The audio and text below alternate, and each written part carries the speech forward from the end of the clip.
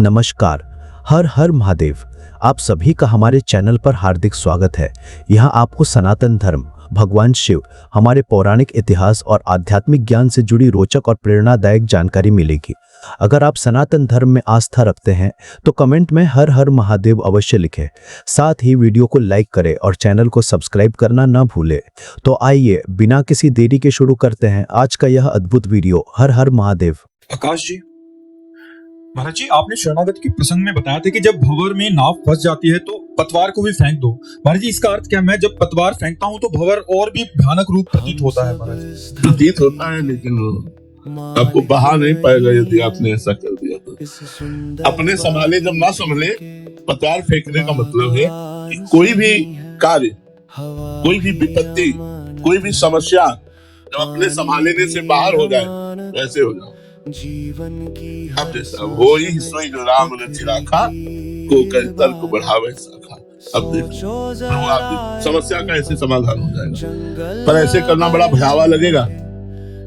आपको कुत्ता काटने दौड़ रहा है, आप डंडा फेंक के ऐसे नाथ में आपके शरण में नहीं, आप भरपूर डंडे का प्रहार करने की चेष्टा करना कि डंडा फेंक दे। अगर डंडा फेंक दे तो उसी समय भगवान की आपको महिमा दिखाई देगी। भगवान ने आकर बचा लिया, भगवान ने आकर बचा लिया। हम 11 बजे रात्रि की बात कर रहे हैं, तो 11 बजे भिक्षा पाके आ रहे थे तो किसी का कुत्ता, वो जो बड़ा बड़ा होता है, वो रोड में टहल रहा था, मतलब दौड़ा हमारे प्रहार करने का ध्यान ही नहीं। हम तो चिंतन करते आ रहे थे श्री जी का।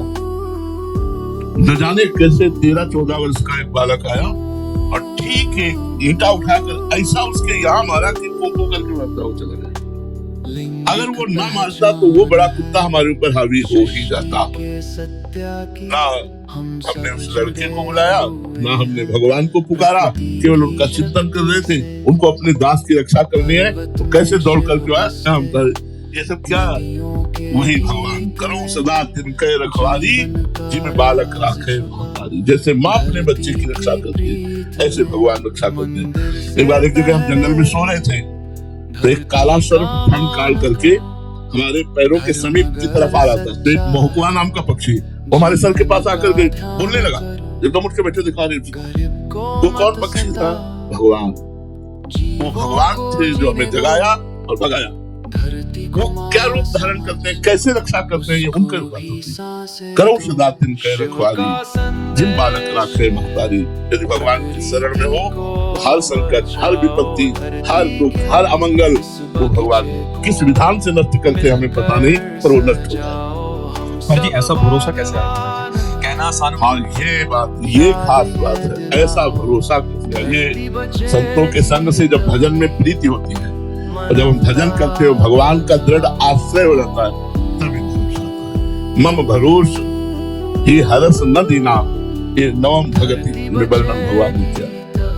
नवम भगति जो भगवान ने वर्णन की, नवम सरल सबसे छलहीना और मम भरोस ही हरस न दीना। मेरा दृढ़ भरोसा हो गया, मैं फिर तो जीत गए। भगवान पर दृढ़ भरोसा हो गया तो जीत गए।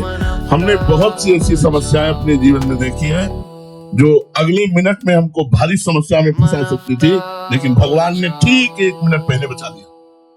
बहुत सी समस्याओं को हमने जीवन में देखा है, बहुत सी समस्याओं को। और भगवान ही, सिर्फ भगवान ही, अनुभव हुआ कि केवल भगवान ही ने किया, दूसरा ने। हम कई बार होता है, गंगा के किनारे हम भ्रमण करते थे, गंगा का किनारा लेकर, तो जहाँ बाढ़ आती है कहीं कहीं दलदल होता है, तो ऊपर पपड़ी बन जाती है। ऊपर से ऐसा प्रतीत होता है बहुत अच्छी भूमि है और अंदर दलदल होता है। तो हम मस्ती में चले जा रहे थे, पीछे से आवाज आई, ए बाबा सावधान, आगे दलदल है। तो हमने पहले पीछे मुड़ के देखा, कोई नहीं। आगे लकड़ी डाली तो पूरी समा गई।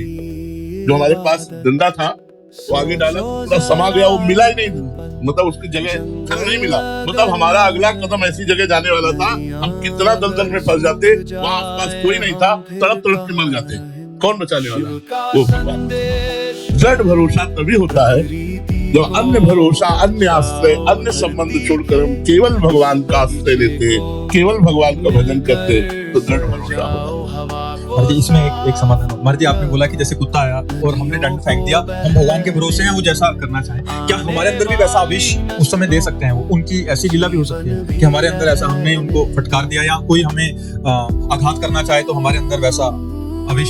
ये भगवान की इच्छा की बात है, ये भगवान की इच्छा की बात है कि जैसे हमने बताया नहीं कि सैदपुर में एक बड़ा कतली आदमी था, तो वो मोटरसाइकिल से वहां जहाँ लोग नंगे पैर चलते हैं वहाँ कोट पहनकर मोटरसाइकिल से जा रहा था। हम वही रह रहे थे, 2-4 वयोवृद्ध बैठे थे, भगवत चर्चा हो रही थी, तो हमने कहा ए मोटरसाइकिल से उतर, तेरे को इतना भी ज्ञान नहीं कि बाबा सरकार की तपोभूमि है और तू इस पर मोटरसाइकिल से चला जा रहा है पीछे। वो एक नहीं माना, वहां जूता पे तो सहनशील साधुता में होता है, हमें ऐसा नहीं कि खड़े हो जाए लड़ने लगे। हमने अपनी बात कह दी, वो 1 मिनट घूमकर ऐसे आया, मोटरसाइकिल स्टार्ट करने में कहा यहाँ मोटरसाइकिल स्टार्ट नहीं होगी, गेट के बाहर कर जाके। मतलब आदेशात्मक था और वो प्रयोगात्मक हो गया, तो वो लाख प्रयास करे मोटरसाइकिल स्टार्ट ही ना हो और उसको घसीट के बाहर ले जाना पड़ा। अब वो जब गया तब लोगों ने बताया महाराज आपने बहुत गलत किया। हमने क्या गलत किया? बोले 10 कत्ल किए हुए, नामी गुंडा एरिया का है, रोज शराब पी घूमता रहता है, किसी को भी काट के फेंक देता है और आप यहाँ अकेले रहते हैं। मान लो एक पंजीरी बाबा नाम के संत, बोले आप संत हैं, आप रहते हैं, कहीं कुछ आकर बवाल न कर दे आपके साथ, चुपचाप चला गया, हमें तो बड़ा डर लग रहा है। अरे यार पूरा जीवन भगवान के सहारे, अगर इसी के हाथ से मरना होगा तो क्या डर है। चलिए गए सुबह हम गंगा स्नान करके 4 बजे अशोक का बड़ा वृक्ष था, उसके नीचे ध्यान में बैठते थे। थोड़ी ही देर हुए थे ध्यान में बैठे हुए कि जूतों की खल खल आवाज पत्तों में होती ना, तो ऐसे आई। धीरे धीरे बहिर्मुख हुए, मेरा कौन आ रहा है, इस समय कोई आता नहीं, देखा तो वही था। बिल्कुल मुझे भय नहीं लगा, वो भगवान की कृपा। जैसे आपने पूछा कि क्या आवेश भी आ सकता है, तो भगवान भी आवेश, बिल्कुल भय नहीं लगा। इसलिए आगे कहा हाँ ए बाबा, कल बड़े बड़े डायलॉग मार रहा था, यहाँ मोटरसाइकिल नहीं, यहाँ जूता नहीं, यहाँ चाकू निकाली, ऐसे बोला जानता है इसको, ऐसे चाकू रखी और पिस्तौल निकाली, बोला जानता है इसको, ऐसे बोला अब बोल।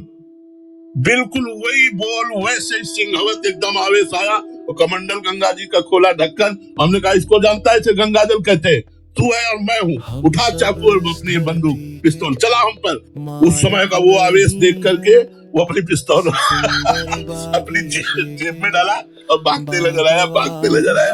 दोबारा बोला भी नहीं, हमारी तरफ देखा भी नहीं। कौन था वो? भगवान ने उसे भय प्रदान किया। और निश्चित निश्चित ऐसा नहीं कि मैं केवल ऐसे बोल रहा, निश्चित मंत्रों में ऐसी सामर्थ्य है कि आज भी आप नष्ट हो सकते हैं। यदि साथ दे दिया जाए और आप भजन करते हैं तो निश्चित नष्ट हो जाएंगे। कोई खिलवाड़ नहीं, भजन तपस्या कोई खिलवाड़ नहीं है, पर होनी चाहिए। अब दिन भर झूठ बोलते बोले तुम्हारा नाश हो जाए तो हो जाएगा क्या? दिन भर बेईमानी करते हैं, तुम्हारा कुछ बोले हो जाओ तुम सुखी रहो, सुखी रहेगा क्या? दिन भर भजन करते बोला सुखी रहो, अब उसका मंगल नष्ट हो जाएगा। मतलब वैकुंठ से पतन करवा दिया। भजनानंदी संत ने वैकुंठ में अखंड वास करने वाले जय विजय को 3 जन्म के लिए पतन करा दिया। भजन में बहुत बड़ा बल। तो कभी कभी भगवान भी ऐसा आवेश दे देते हैं, भगवान कभी बाहर से बचा लेते हैं, कभी अंदर से बल देकर के बचा लेते हैं, पर वो शरणागत ऐसे रहता है। ये भी भगवान के विश्वास, भगवान का ही बल था, भगवान के ही द्वारा वो आवेश प्रकट हुआ जिससे वो भाग करके गया, मेरे में बल नहीं था।